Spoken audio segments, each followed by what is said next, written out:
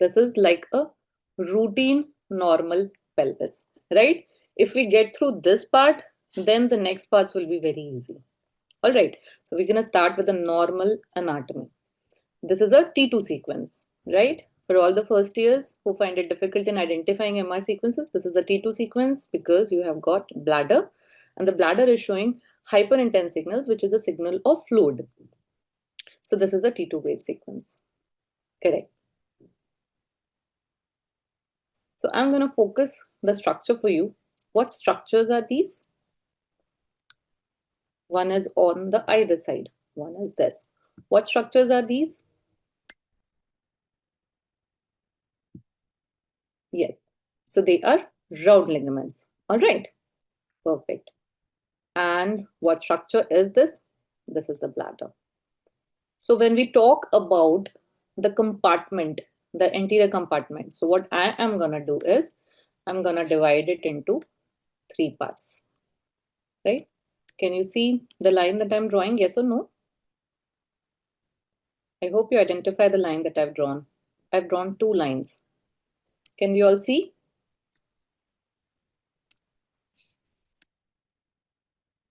Okay.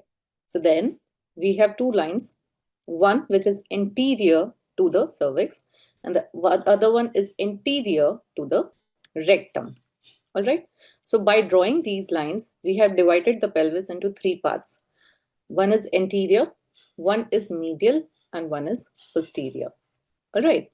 So this is by the name, it should have been middle, but the standard name that I'm taking is as per a 2023 guideline, which has in a very complex way, although in a very detailed way, described how to divide them into compartments. So then it should have been middle, but what is they call is it is the medial one, this is the anterior one, and this is the posterior one. All right. Now we're going to divide it into the lateral parts, right? I'll just see if I can, draw a polygonal line. We can use this one. So when I draw a line like this,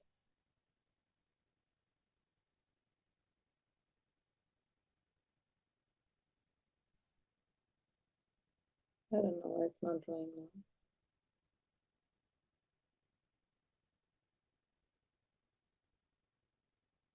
Okay, so you connect these lines. So when you are following the contours of the solid organs in this one, then what you are doing is you're dividing all these anterior to posterior, the 3 compartments further into 9 compartments. How? So the structures which are gonna stay, we are gonna do the same lines. We are gonna draw the same lines. It just doesn't gives me the free pencil wala part. So I will do it in the iPad in the theoretical part, but just draw similar lines following the contour of the urinary bladder, of the cervix, and of the rectum from anterior to posterior. What it is going to do is the central structures are the central compartment, and the lateral structures, anything which is from here to the lateral pelvic wall, will be the lateral compartment, right? So it ends up giving us 9 compartments. This one, the anterior one, this is the anterior compartment. So the urinary bladder is considered to be in the anterocentral compartment, right? Anterocentral compartment. Then the round ligaments that we were looking at, they will be included in the anterolateral compartments. So you just replicate these lines superiorly, like I have drawn it in 1 plane, you make it in 3 plane. So you will form a cylinder within a cylinder. The central cylindrical part will include all these solid structures, the viscera from anterior to posterior, and the structures, mostly the fat, the lateral pelvic wall, the ligaments which are left will be included in the lateral compartments. So the anterior compartment has 2 parts, the anterocentral compartment, and the anterolateral compartments. The content in the anterolateral compartment is the round ligaments. So there are it's not complicated, the anterior compartment, the urinary bladder, and the ligaments. Now the ligaments have also been divided into proximal third, distal third. Okay. So 1/3 of it, which is the medial most location, is considered to be within the central compartment. So the location of the uterus in this particular patient is a very oblique one. So that's why you are able to visualize the uterus in this particular section.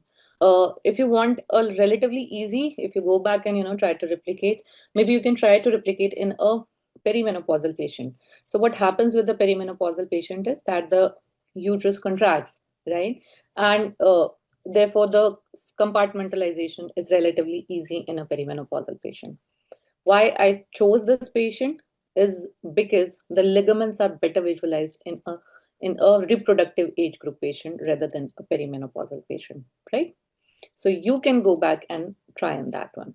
So this medial aspect of the round ligament will also be considered in the anteromedial compartment, whereas the lateral aspect of the ligament will be considered in the anterolateral compartment.